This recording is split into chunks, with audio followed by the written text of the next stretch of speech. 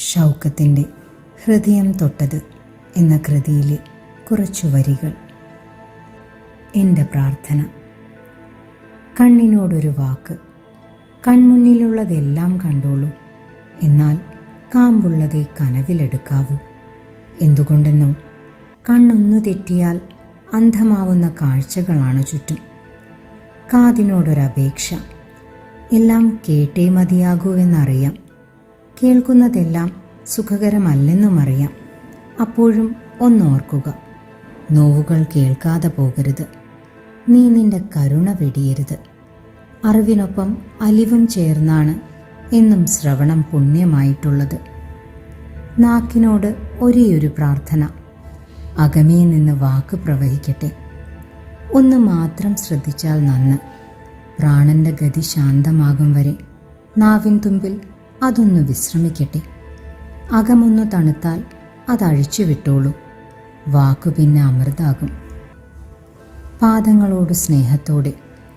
നടന്നുകൊണ്ടേയിരിക്കെയാണ് വഴികളെല്ലാം തെളിഞ്ഞിട്ടുള്ളത്. എന്നാൽ നടപ്പിലല്ല, നിൽപ്പിലാണ് തെളിഞ്ഞതെല്ലാം വിളങ്ങിയിട്ടുള്ളത്. നടപ്പുപോലെ നിൽപ്പും പ്രധാനമെന്ന് നയത്തോടെ ബോധ്യമാകാൻ ഇടയ്ക്കൊക്കെ നിശ്ചലരാകുക.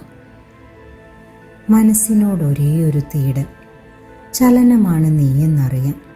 ചടുലമാണ് സ്വഭാവമെന്നുമറിയാം. ശരീരത്തിനും ആത്മാവിനുമിടയിൽ പ്രാണന്റെ തേരിലേറി നീ അലയുമ്പോൾ പ്രാർത്ഥനാപൂർവം ഒന്ന് വണങ്ങുക.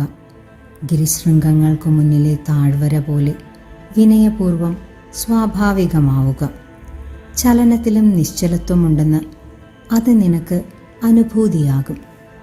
ബുദ്ധിയെ സ്വസ്തി. അതാണോ ഇതാണോ എന്നും അവിടെയോ ഇവിടെയോ എന്നും ചിന്തയുടെ അലയൊലികളിൽ അലഞ്ഞലഞ്ഞ് തളരുമ്പോൾ തകരാതെ ഒന്നോർക്കുക. അഗ്നിയിൽ സ്ഫുടം ചെയ്തതെല്ലാം അകതാരിൽ അണയാതെ ഇരുന്നിട്ടുണ്ട്. മൗനത്തോടൊരു മൗനം.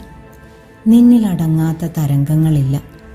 പരമ്പൊരുൾ പോലും പാവനമായത് മൗനത്തെ മന്ത്രമായി പുൽകിയപ്പോഴാണ്. അതിനാൽ ധ്യാനിക്കാൻ വിതുമ്പുന്ന ഹൃദയം ധന്യതയോടെ ഒഴുകുന്നത് എന്നെന്നും നിനക്കൊപ്പമാകട്ടെ. നിന്നിലും നിന്നിലൂടെയുമാകട്ടെ.